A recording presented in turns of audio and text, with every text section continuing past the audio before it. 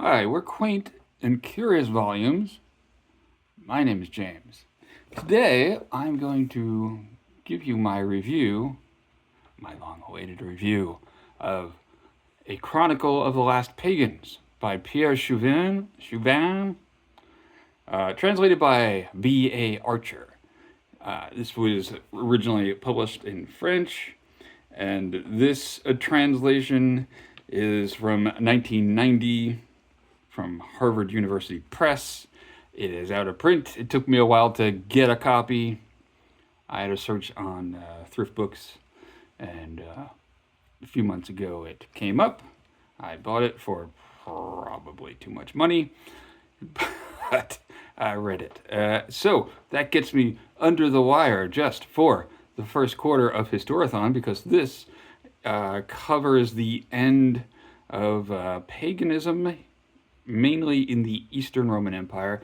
It goes a little bit into the 6th century, but it is mostly the 3rd, 4th, and 5th centuries CE or AD. Pierre Chuvin was a French classics scholar, and this book is, he considers it, if I'm interpreting what he says in his acknowledgments correctly, he considers it a vulgarization or a popularization of popular history. And, it is short. It doesn't have, a ton of scholarly apparatus. It does have notes. It doesn't have bibliography. It's about 150 pages and not terribly weighed down with the sorts of things that a professional classicist would expect.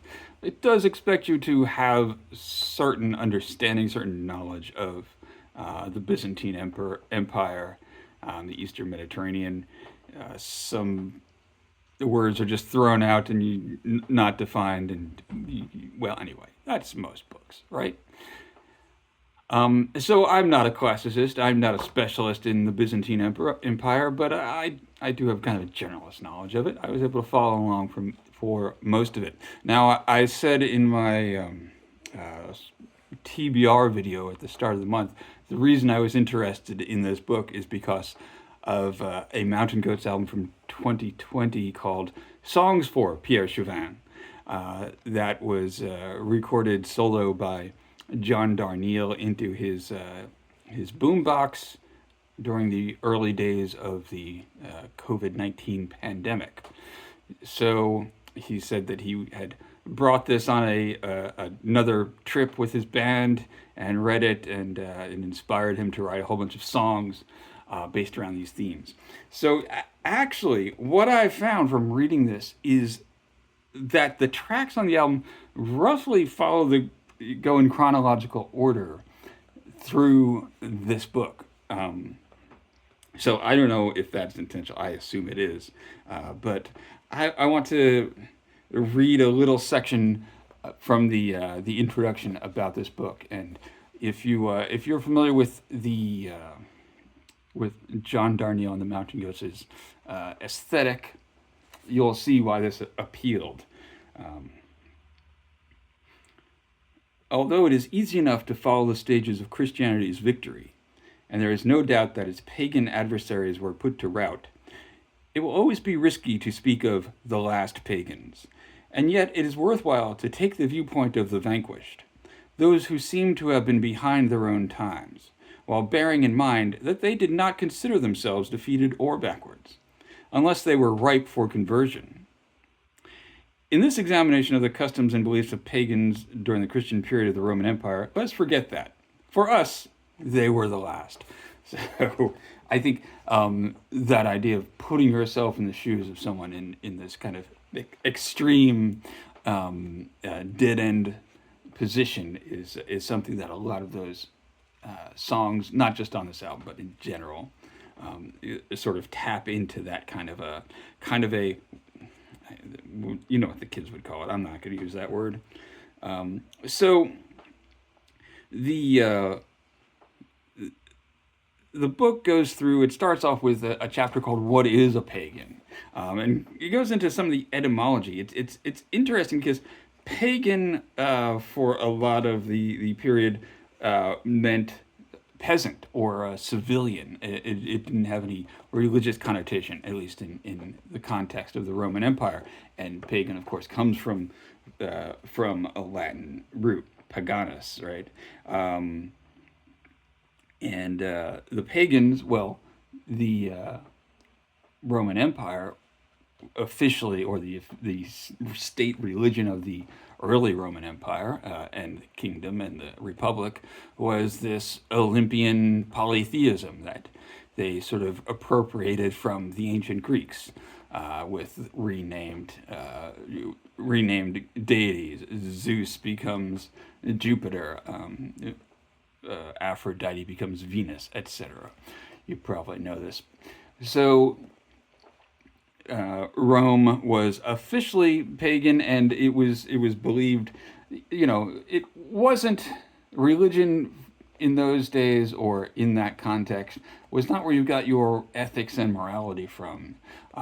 You had to pay obeisance to the gods. You had to make offerings to them so that they would be on your side, or at least so they would not be explicitly against you. And so you got your ethics and your morals maybe from your upbringing, maybe from philosophy if you needed a little extra help in figuring it out, but it wasn't coming from Jupiter and Mars, the gods.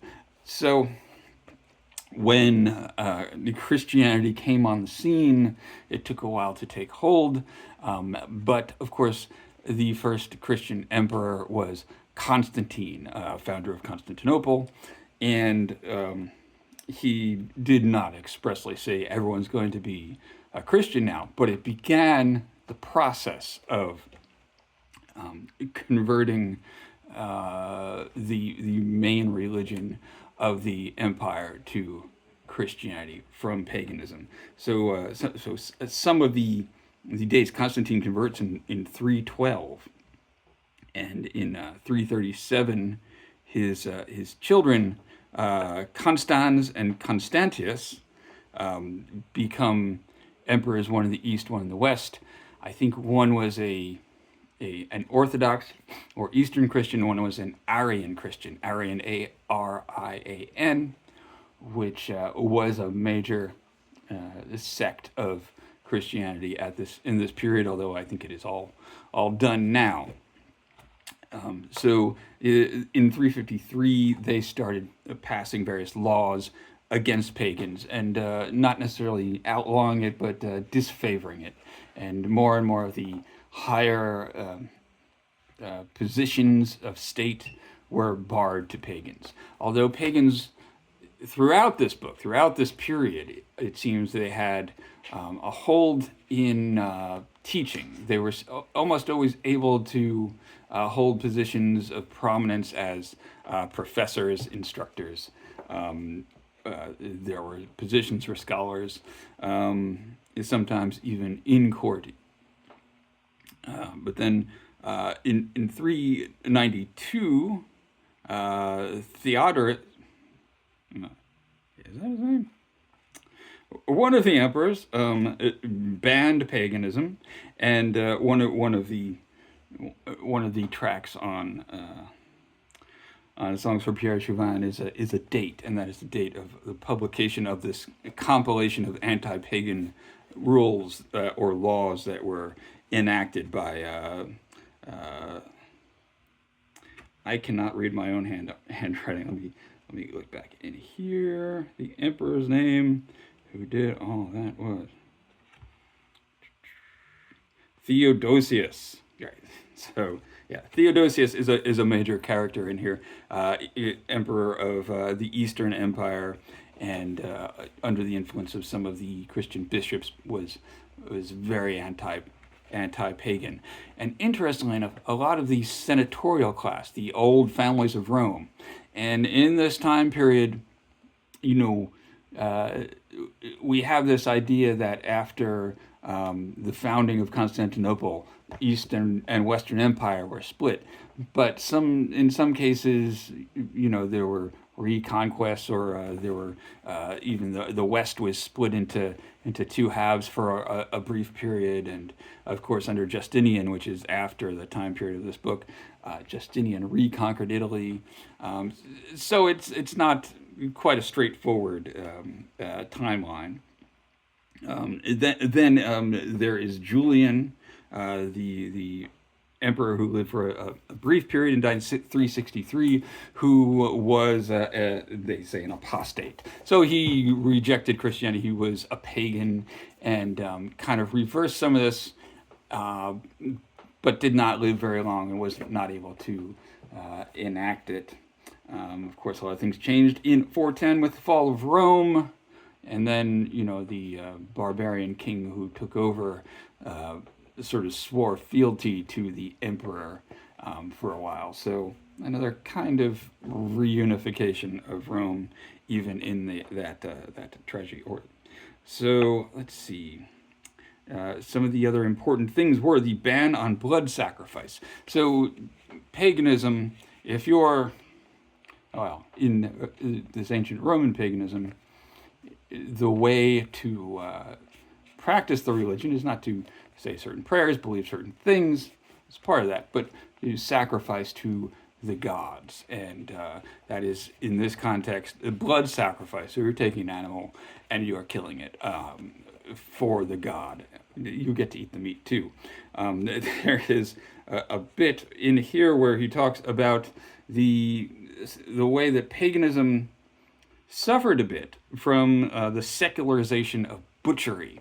So, a lot of the masses would get to eat on big feast days if they would sacrifice, if a wealthy person in Rome would sacrifice a bull, of course, without refrigeration,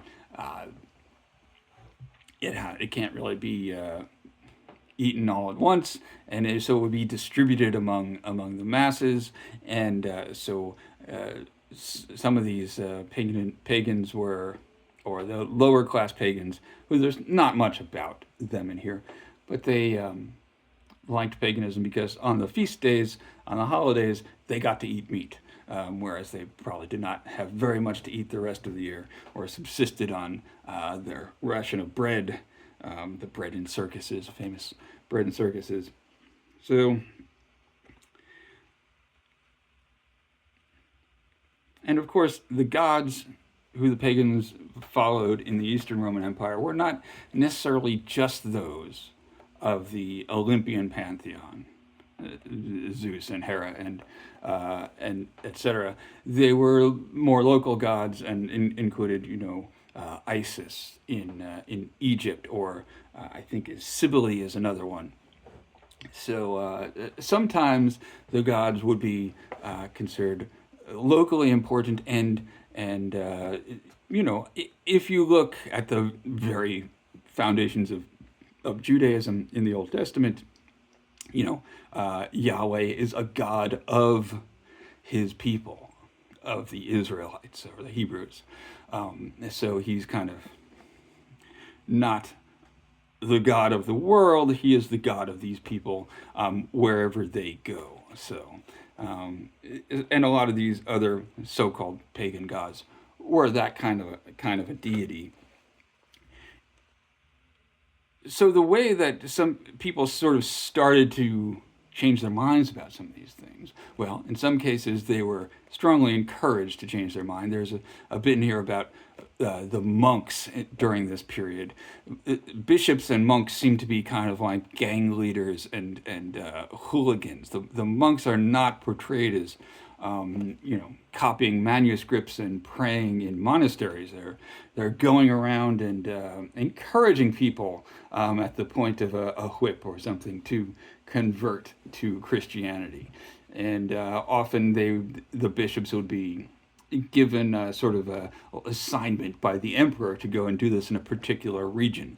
So if you're familiar with the song Alon Raid, one of the great songs from the album, that is about a particular bishop who goes to a particular place called Alon, and it turns out a little bit different than the song, but the end result is the same. Let me find the passage for you. So for my subscribers who are not Mountain Goats fans, which I suspect is most of them, this is maybe not that interesting. But so Marcellus is the bishop, and he has gone to a place called Apamel and destroyed the temple of Zeus there. And then after that, he goes to Alon, or Alon, another place, thinking that he could that destroying the temple there would be the easiest way to convert the population. He was killed shortly after while attempting to destroy a temple at Alon in the district of Apamea. He was captured and burned alive during the assault, which had been launched with soldiers and gladiators. This time he evidently had a private militia at his disposal. His children demanded to avenge their father, but the regional assembly stopped them, arguing that he had been worthy of dying for God. This reply smacks of a polite refusal. The assembly had no desire to disturb the public peace any further. So, even as they were encouraging these bishops and monks to go out and destroy the old temples, if it was causing too much unrest, the secular authorities, would kind of try and rein it in for a while. Yes. So there's here's the passage about the monks. The danger comes from below the unscrupulous monks and bishops who supported Synesius, who was a bishop in Egypt. Libanius describes their gangs scouring the countryside, sacking and destroying temples, assaulting and robbing peasants suspected of making sacrifices. So, let me go to another passage. The wooded hills along the Black Sea is a reference in here to the northern coast of Asia Minor. The cities are described in here as being mainly converted to Christianity, but in the hills further back, most of the people were still practicing various earlier forms of paganism. Then the hopeful assassins of Zeno is really interesting. What about Zeno? So Zeno is a name used by a couple of different people in succession here, and one of them was a military leader who was had been planning to assassinate the emperor.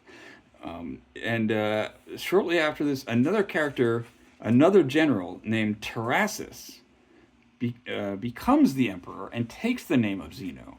And that Zeno then is deposed by the bishop, or rather the Pope, Leo I, and then is reinstated. So he's not emperor, then he's emperor again.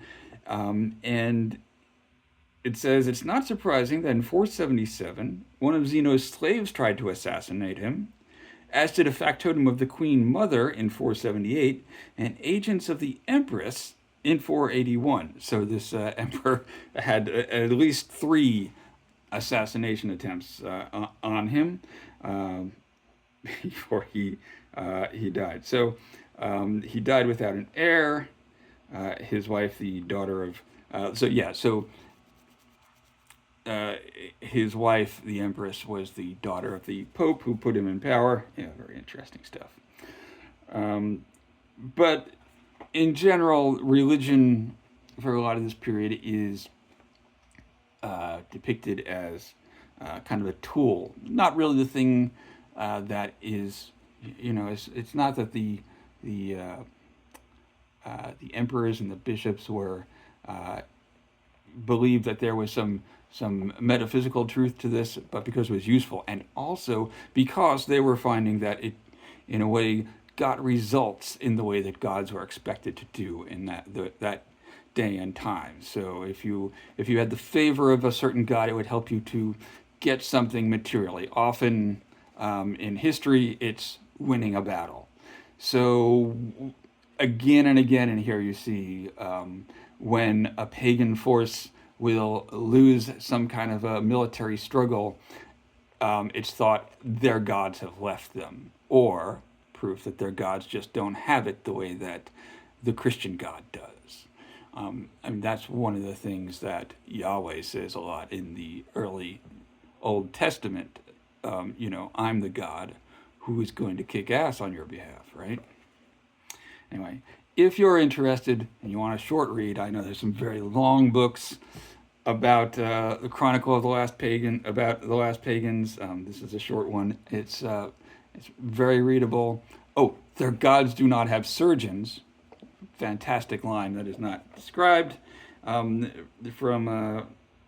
Songs for Pierre Chuvin, their gods do not have surgeons is something that a Christian mob said after sacking the temple of Isis in not in Memphis, but in another town that had the remnants of the temple from Isis in Memphis in it. So they took these statues out and they smashed the legs and arms off the statues and laughed and said, their gods don't have surgeons. In other words, we broke their statues and there's nothing you can do about it. Exegetic chains is another thing. This is a method of commenting by compilation of earlier commentary that was invented by Procopius, who was a pagan philosopher. So exegetic chains, in Mountain Goat's terminology, of song containing many references to other songs by the Mountain Goats. So that's what the exegetic chains is. That's what I have for you. I recommend this book. You're maybe not interested, but if you want a short book on the Last Pagans of Rome, this is a good one, if you can find it. Do you want to see my dog? You probably do. If you watch to the end, you get to see Louise. Easy. Oh, she's taking a whole nap. Easy. Take a whole nap. There you are. Oh, I'm sorry. I didn't mean to disturb you. Okay, you're a good girl. All right. Thanks for watching. Bye.